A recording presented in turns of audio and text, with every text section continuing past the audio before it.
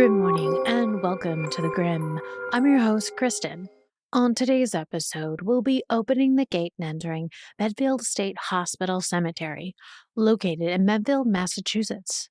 So grab your favorite mug, cozy up, and let's take a dig into history. This isn't the first time on the Grim we pushed open the gates to a lesser known cemetery, and it won't be the last. But Medfield's grounds hold a familiarity for many, even if they don't know it. Featured in films like Shuttered Island, The Box, X-Men's New Mutants, and Knives Out, its presence lingers on screen, haunting in its starkness. The landscape isn't scenic in any traditional sense. It carries the weight of scars left by a history we often try to forget. The stigmas, the silence, and the suffering tied to mental health's troubled past. It's worth remembering that nearly every state hospital had its own burial ground, a quiet, deliberate way to erase those who didn't belong, who were misunderstood, or who came seeking help and found something else entirely. These grounds speak louder than any monument. They tell of mistreatment, malpractice, and a system that too often failed the vulnerable. Medfield's future lies in redevelopment, its grounds transforming into residential housing. But for now, its abandoned buildings stand as one of the most unusual parks you'll ever wander. A place where the past presses in from every corner, and every step feels like walking through the remnants of forgotten lives. This is the only abandoned psychiatric hospital in the country where for now the public is free to roam its grounds without restriction. Medfield State Hospital, once more starkly named the Medfield Insane Asylum, stands quietly at 45 Hospital Road in Medfield, Massachusetts, its eerie calm masking a long and unsettling history. It began in 1892 when authorities selected an isolated stretch of land at the northern edge of Medfield, taking over the sprawling Bishop Estates and Morrill Farm, more than 300 acres of quiet field and shadowed woods, including the storied Rocky Narrows. What emerged solely from the soil wasn't a place of healing, but one of isolation and containment. Massachusetts' first facility built specifically for the chronically mentally ill. Architect William Pitt Wentworth oversaw its construction between 1896 and 1914, deliberately abandoning the imposing fortress-like Kirkbride model and seemingly softer cottage plan. Yet beneath its village-like facade, small separate wards meant to mimic homes and community, the patients endured lives of monotonous labor and enforced routine. This fragile illusion of normalcy was little more than a veneer over profound silence and hidden suffering. On May 1st, 1896, acting Governor Roger Walcott read the proclamation that formally established the Medfield Insane Asylum for the chronically insane.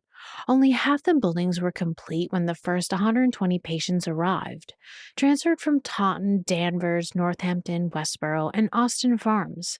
It had begun, the slow filling of this isolated world with forgotten people, misunderstood minds, and the stories that would echo through its halls for over a century. It was the kind of place, as it was for the norm of the time, where if your child had a disability, you dropped them off and never saw them again, said Johnny Dalton, the lead audio engineer for one of the hospital's current attractions and an expert on the hospital's history. At its peak, the asylum sprawled across 1.4 square miles, a grim empire of 58 buildings meant to hold up to 2,200 souls. It was a self-contained world, raising its own livestock, growing its own crops, and generating its own heat, light, and power.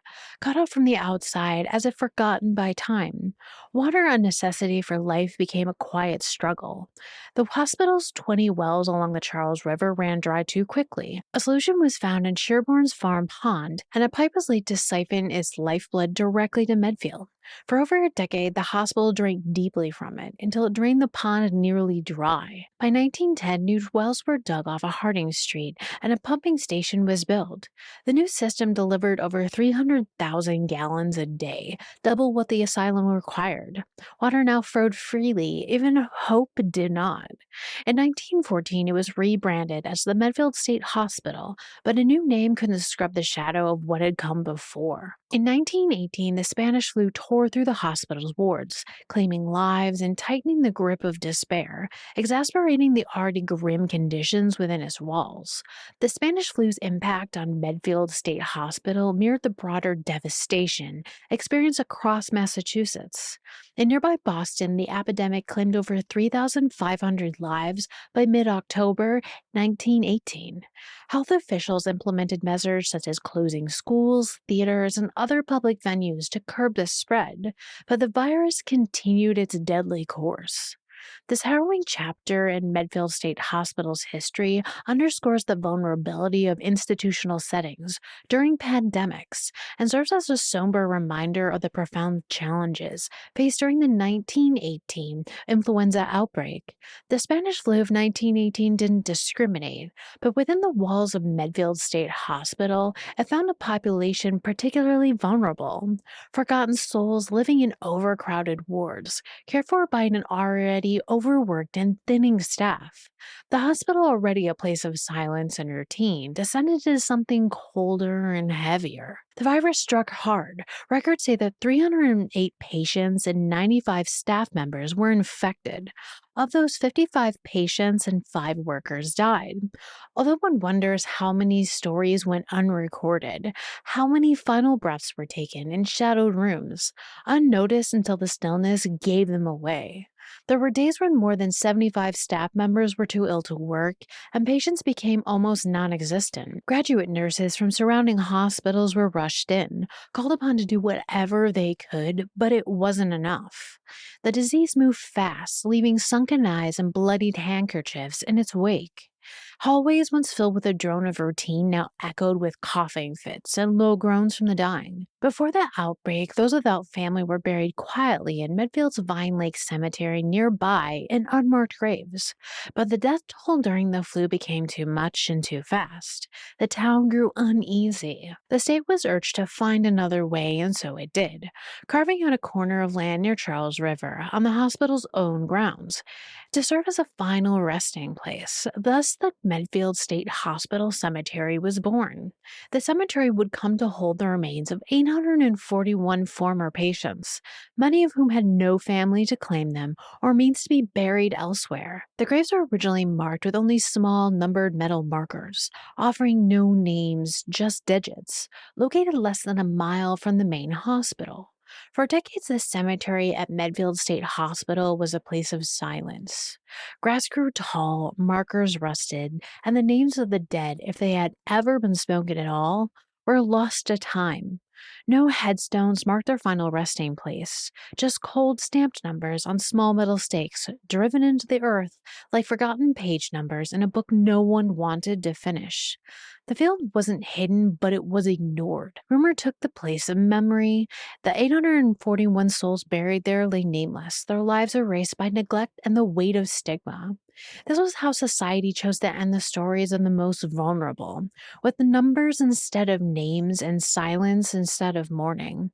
But time is a way of unsettling even the deepest of graves. It wasn't until much later, through the quiet persistence of local historians, mental health advocates, and the descendants of the forgotten, those efforts began to reclaim what had been lost. Some of the markers were cleaned. A memorial stone was raised at the entrance, carved with the inscription, "Remember those buried at Medfield State Hospital, for they too have lived, loved, and laughed." But it was a boy from Scout Troop 89 who struck the first true match in the darkness.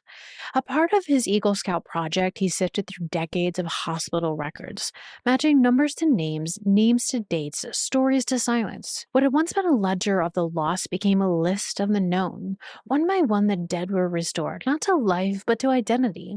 Each number now has a name tied to it, a date, a history. Today, the cemetery remains quiet, but no longer quite so forgotten.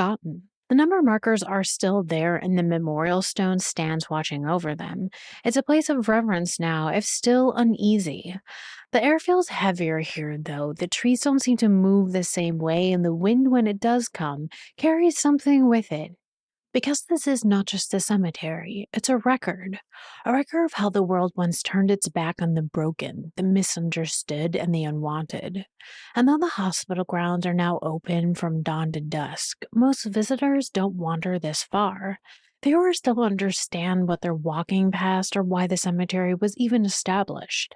Outside the gates, the rest of Massachusetts was drowning in its own crisis in 1918.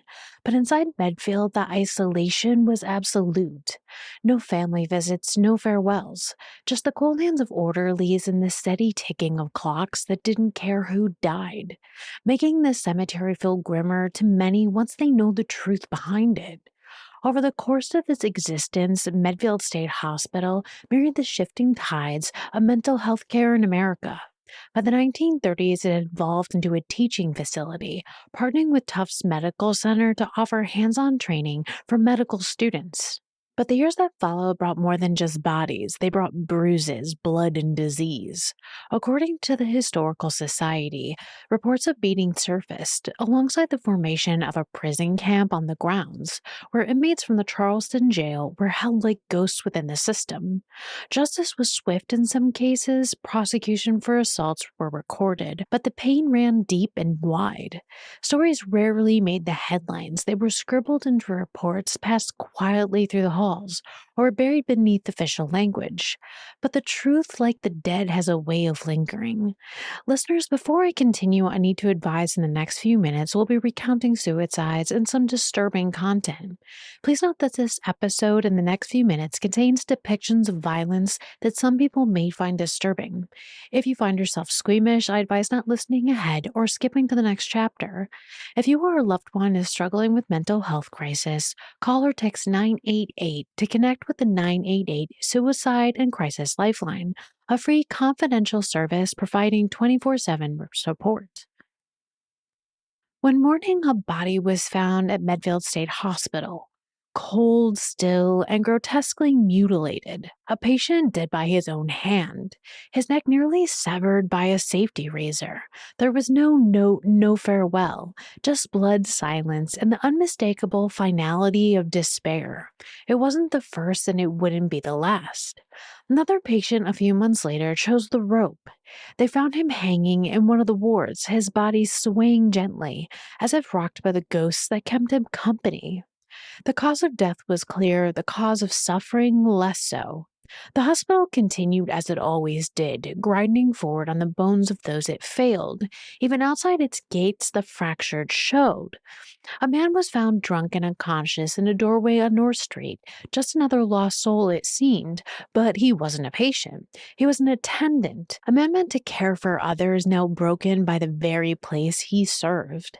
They picked him up and brought him back to Medfield, back into the belly of the institution that had drained him.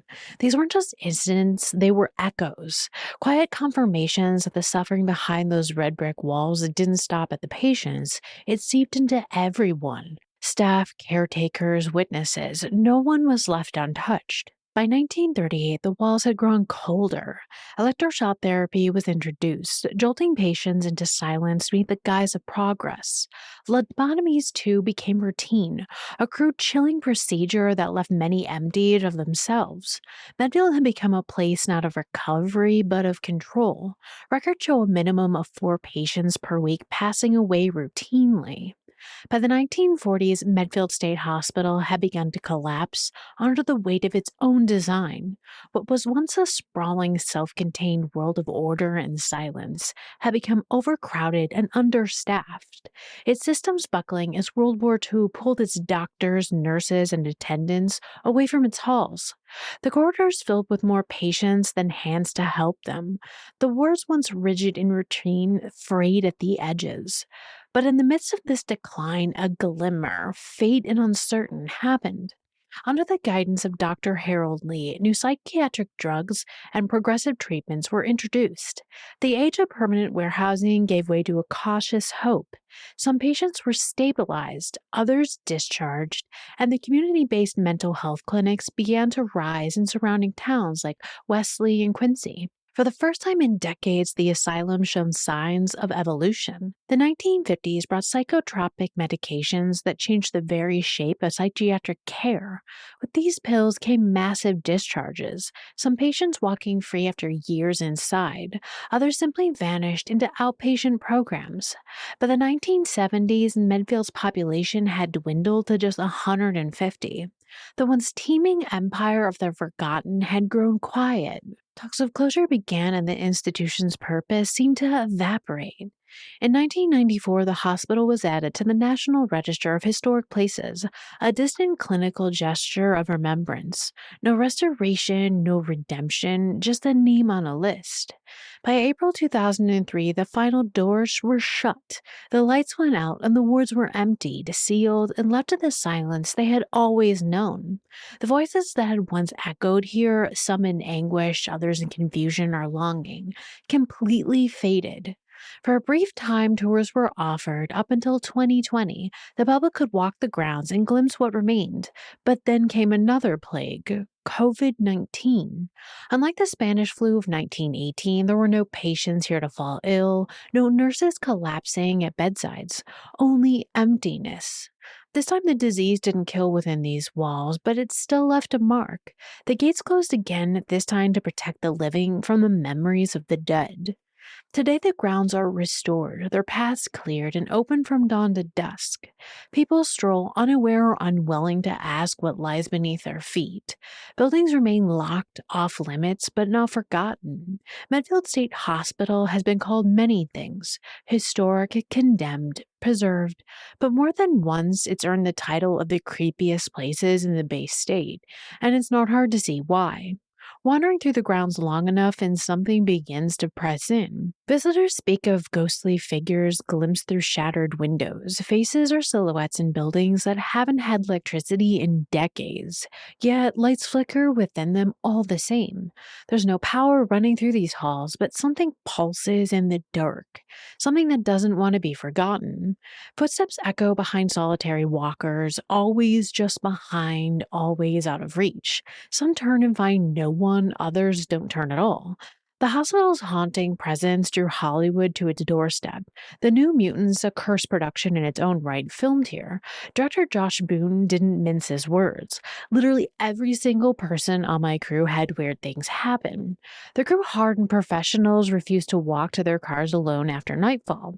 Something unseen stalked the set, and when the camera stopped rolling, the silence was deeper than it should have been, and some say it may have followed them home. From the outside the boarded up buildings, people report strange noises, bangs, whispers, voices too far off to understand yet too close to ignore. No one goes in, no one comes out, but the sounds remain. Unlike other cemeteries, Medfield's dead didn't arrive in hearses. They lived here, suffered here, died here. And when they were buried just a few hundred steps away in a field marked by only numbers, the argument that cemeteries aren't haunted because the dead don't die where they're buried simply doesn't apply here. The cemetery is the scene of their final breath. Signs nailed to doorways now warn of asbestos, but the real danger isn't what you breathe, it's what you feel when you linger too long. Ghost hunters still show up with their gadgets and bravado. Curious visitors come, especially in the fall, chasing Salem's shadow. Most leave with nothing but chills, a few leave changed. And then there are the joggers, the dog walkers, the ones who don't look too closely. Those who pass beneath rusted signs urging them to leash their pets, to stay on the marked paths. Most obey, some wander, they laugh, scrolling through their phones, treating like any other park. Beneath their feet lie stories buried but not forgotten. 841 numbered graves, crumbling stairways, whispers behind boarded windows. The land is quiet now, but not at peace. It's waiting, not for justice, not for forgiveness, but just to be remembered. The grave grind for Medfield Hospital Cemetery was a cinnamon bun shaken espresso latte from Twist Bakery in Millis. For more honorary grinds in the area, please visit the-grim.com. For now, we're closing the gate on Medfield Hospital Cemetery. We hope you enjoyed our dig into history. If you did, subscribe today to join us next time when we open the gate on the Grim.